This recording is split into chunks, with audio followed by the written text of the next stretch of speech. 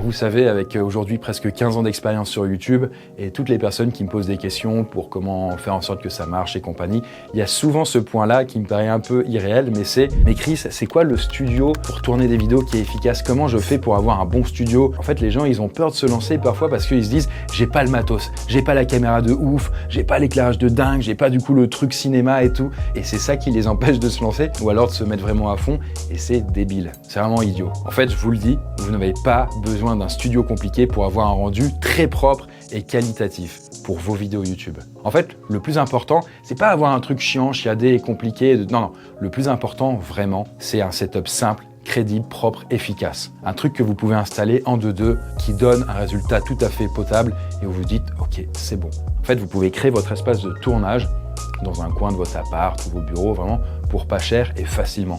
Vraiment, je vais vous expliquer ça. Le studio commence par le cadre. La phrase semble coupée. Tais-toi. Vas-y, tu le coupes, tue-le. C'est chiant ces trucs qui parlent là. Bon, le studio commence par le cadre, pas par le prix. L'idée, c'est pas d'empiler en fait des couches de matériel avec plein de trucs où on se dit ouais, mais plus il y en a, plus ça fait pro, plus du coup je vais me professionnaliser. Pas du tout, on s'en fout, on n'a pas besoin de ça. Surtout qu'aujourd'hui, en fait, vous avez du matos qui est vraiment très qualitatif pour pas cher du tout. Vous allez voir vraiment pour moins de quelques centaines d'euros, vous pouvez avoir un truc hyper bien. Voire même pour moins de 200 balles, vous avez un truc du tonnerre. Donc, peu d'éléments, mais bien placés. Et en fait, déjà, important, c'est votre studio, l'espace où vous allez tourner, ça sert votre image. Mais ça doit pas être une usine à gaz, c'est vraiment important. Parce qu'en fait, une usine à gaz, on se dit « Ouais, mais il y a plein de trucs de tous les côtés, ça me donne trop envie ». Non. Alors moi, j'ai la chance d'avoir un setup qui maintenant, du coup, ne bouge pas parce qu'on tourne souvent. Mais dans votre cas, vous allez devoir le monter et le désinstaller à chaque fois. Et ça, c'est un peu chiant. Et ça fait que vous dites « J'ai pas envie de tourner la vidéo » et vous allez reporter la vidéo. Non, c'est pour ça que du coup, faites un truc rapide à monter. Et typiquement, il y a déjà un truc à éviter, c'est le mur blanc. Le mur blanc, ne faites pas ça, ne mettez pas de mur blanc. Je veux dire, on se dit, ouais, mais comme ça va être sobre, les gens, ils se concentrent sur moi. Non, ça donne juste l'impression que la personne n'a pas de personnalité et que la seule chose que vous renvoyez aux gens, c'est quelque chose d'insipide, un peu comme le blanc de votre mur. Il faut que déjà, vous choisissez où vous allez tourner vos vidéos. Et une fois que vous avez choisi une fois, en tout cas si c'est des vidéos fixes, bien du coup vous allez avoir le même plan et vous changez pas. Il faut le maximum de champ et de fond derrière vous. C'est-à-dire que on veut avoir des détails, on veut avoir de la présence et du coup de la profondeur. Et pour ça, c'est tout con, il va falloir que vous vous collez au mur devant vous. C'est souvent un truc qui est appliqué. Moi, c'était le cas dans mes toutes premières vidéos YouTube. C'est le cas en fait sur les chaînes en fait de gens qui faisaient des podcasts au début comme Norman, Cyprien. En fait, ils étaient face au mur. Le mur était vraiment à 1 mètre ou 2 mètres devant eux. Et puis, il y avait tout le fond derrière eux. Ce qui est pratique avec ça, c'est que on avait l'impression que l'espace était grand et que du coup, il était habité. Et ça vous permet de montrer plein de trucs différents. Et ce qui est important, c'est que votre décor, l'espace où vous tournez, reflète votre contenu. Ça, c'est le mieux. Typiquement, si vous êtes coach en développement personnel, j'imagine qu'il vous faut un décor qui est plutôt agréable, plutôt aéré, avec peut-être 2-3 petites plantes, des lumières douces. Alors, si vous parlez d'histoire, si vous avez des posters ou des tableaux historiques sur votre mur, là aussi, ça peut jouer. Et si vous êtes quelqu'un qui parle de plantes, peut-être parce que vous en vendez à côté ou je ne sais quoi, avoir un environnement avec des plantes, ça change tout. Bref, de manière générale, faites ressortir votre personnalité et surtout votre business, ce qu'il est censé incarner, dans l'espace où vous tournez.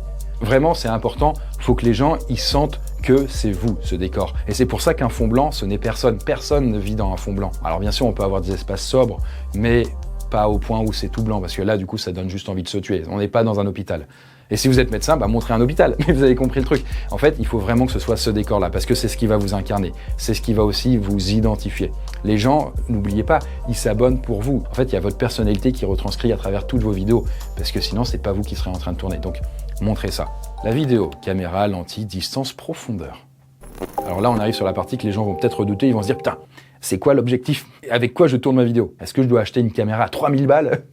Alors, cette caméra avec laquelle je tourne là, je pense qu'elle coûte autour des 3000 €. Ça doit être une GH6, quelque chose comme ça, avec un objectif qui coûte un rein également, mais ça c'est normal parce que du coup, moi aujourd'hui j'ai un gros setup. Alors au tout début, je me souviens, j'avais filmé avec un Kodak, c'était une sorte d'appareil qui permettait de filmer, ça m'avait coûté je pense 100 € en fait l'appareil. Ensuite, là j'avais vraiment fait un step quand j'ai acheté une Canon qui m'avait coûté autour des 500 €. Sachant qu'à l'époque, je vous le précise, il y a à peu près 15 ans, je n'avais pas de smartphone. Et la qualité des appareils était globalement un peu pourrie. Prenez votre smartphone.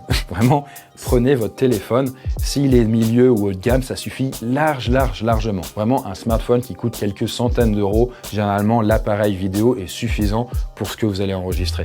Alors, on est d'accord, ça va pas être incroyable du coup en termes de piqué, d'image, de netteté et tout, mais c'est tout à fait suffisant par rapport à ce que vous allez montrer. Non, l'important c'est juste de mettre OK, l'appareil vidéo, vous filmez dans la plus haute qualité, donc en 1080 ou en 4K, si c'est possible sur votre appareil. Et évidemment, par contre, il vous faut un trépied. Alors pour un smartphone, des trépieds, vous allez sur Amazon ou alors sur un autre magasin et vous pouvez en acheter pour 20 balles. Et là, après, au niveau de la caméra, la subtilité, c'est comment vous allez la placer. Eh bien déjà, il faut que votre fond soit dégagé, il faut que vous soyez idéalement centré par rapport au décor. Après, vous pouvez être aussi du coup à 1/3 ou alors aux 2/3. Ça aussi, c'est une autre possibilité. Après, quand vous allez installer votre caméra, là, il y a une subtilité à savoir, c'est comment vous allez vous fixer par rapport à la caméra. Alors, est-ce que vous êtes loin ou est-ce que vous êtes proche?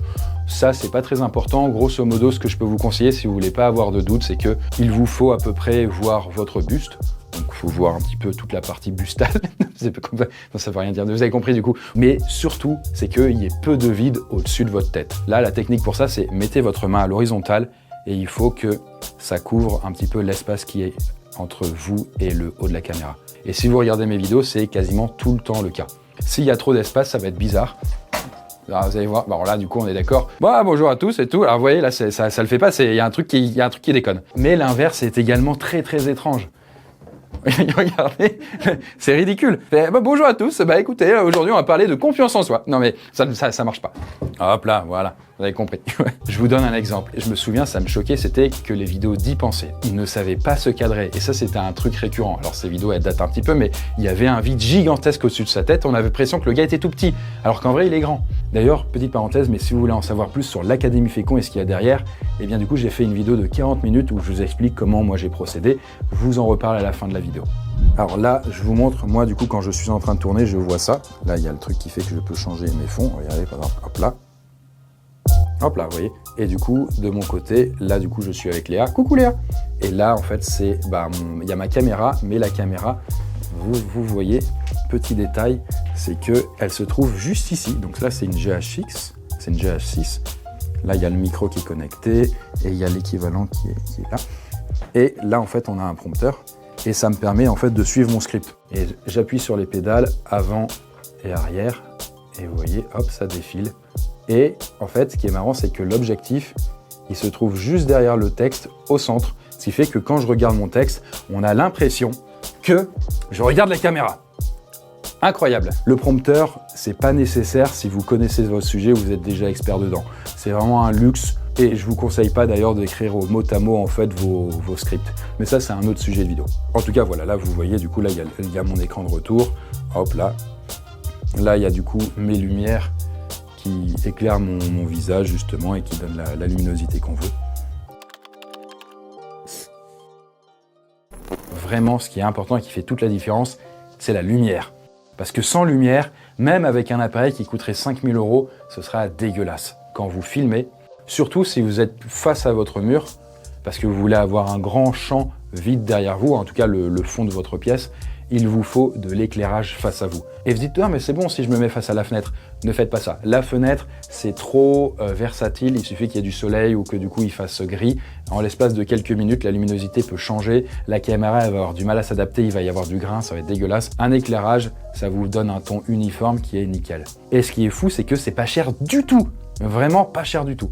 Non, ce que je vous conseille, c'est que vous allez sur un site et vous chopez un double éclairage. Ça, c'est parfait. C'est-à-dire 2 panneaux lumineux à LED, un à gauche, un à droite. Un sera fort et un autre, ce sera un peu plus faible ou avec un ton plus chaud pour créer du coup un contraste. Et ça, c'est ce qu'il y a de mieux pour avoir un éclairage professionnel et pas cher du tout. Vraiment, je tombe sur le premier truc. Vous avez un truc comme ça avec un éclairage blanc, mais vous pouvez même mettre du coup des trucs lumineux si vous voulez dessus, du rouge, du vert, du bleu, mais ça, on s'en fout.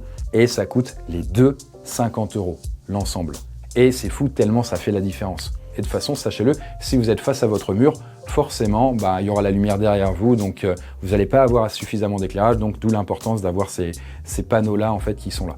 Alors, ça peut être des panneaux lumineux, ça c'est bien parce que c'est très compact. Moi, je sais qu'à l'époque, j'avais aussi utilisé des parapluies. En gros, vous voyez, c'est des parapluies blancs, un petit peu translucides, la voile, et vous la dépliez, et donc du coup, vous avez une lampe qui vous fait une lumière assez douce et assez diffuse. Ça peut être aussi intéressant. Mais si vous voulez pas vous prendre la tête, prenez des panneaux lumineux. Et c'est ce qu'on fait tout le temps, nous, du coup, là, aujourd'hui. Là, ça, c'est du coup du blanc. Et ça va être du bleu. Et ça donne, du coup, ce contraste que vous connaissez. On peut aussi changer, là, dans une autre haute teinte. Là, maintenant, ça devient du rouge. Là, on a quelque chose qui est jaune, assez fort, enfin moins fort du coup, et là on a le même jaune mais qui est beaucoup moins fort pour créer le contraste. Autre exemple, là on est dans une chambre à coucher et on imagine que la lumière elle vient de là-bas parce qu'il y a les fenêtres de ce côté-là. À ce moment-là, la lumière là elle est forte et de ce côté-là c'est le même blanc mais qui est moins fort et donc on a ce contraste. En gros, dites-vous, il faut que du coup on voit un dégradé sur votre visage entre la gauche et la droite. Vous voyez, même qu'importe l'éclairage, on essaye de créer en fait ce contraste. C'est ça qui donne ce côté en fait où on a l'impression qu'il y a du relief, de la profondeur. Alors que là, c'est un fond blanc et justement l'éclairage est uniforme sur les deux côtés. C'est triste, c'est chiant, on se fait chier là. Vous voyez, du coup, on veut pas ça quoi. Donc vraiment la lumière, ça change tout.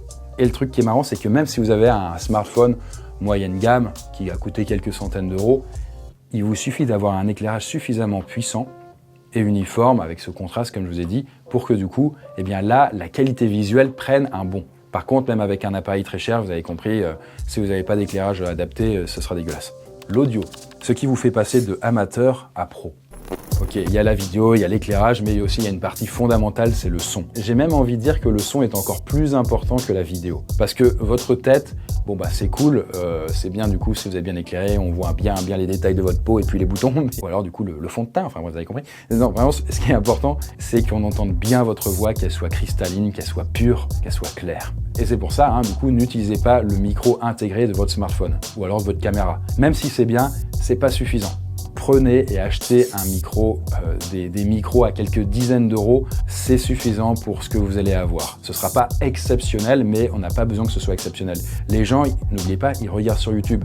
Ils sont habitués à avoir quelque chose de gratuit et pas non plus incroyablement fou. On n'attend pas quelque chose de cinéma, quoi. Mais vraiment pour quelques dizaines d'euros, genre imaginez 50 balles, vous achetez un micro-cravate ou alors un micro en USB-C que vous branchez et que vous faites glisser jusqu'à vous. En plus, comme vous n'allez pas être très loin de votre caméra, à 1 mètre ou 2, c'est suffisant. Et vous le mettez là, comme vous voyez là, le plus proche de votre bouche, quoi.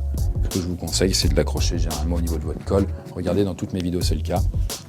Le câble, il faut que vous le fassiez passer, évidemment, hop là, en dessous du coup de votre... Là, entre ça et la peau, quoi, vous avez compris. Alors, il y a aussi des trucs qui sont importants, c'est faire attention à, quand vous agitez les bras, de ne pas avoir des bracelets qui font du bruit. Moi, mon équipe, avant, elles en ont eu marre, elles me l'ont dit, parce que, vous savez, j'utilisais ça. Vous voyez, quand je gigote les mains,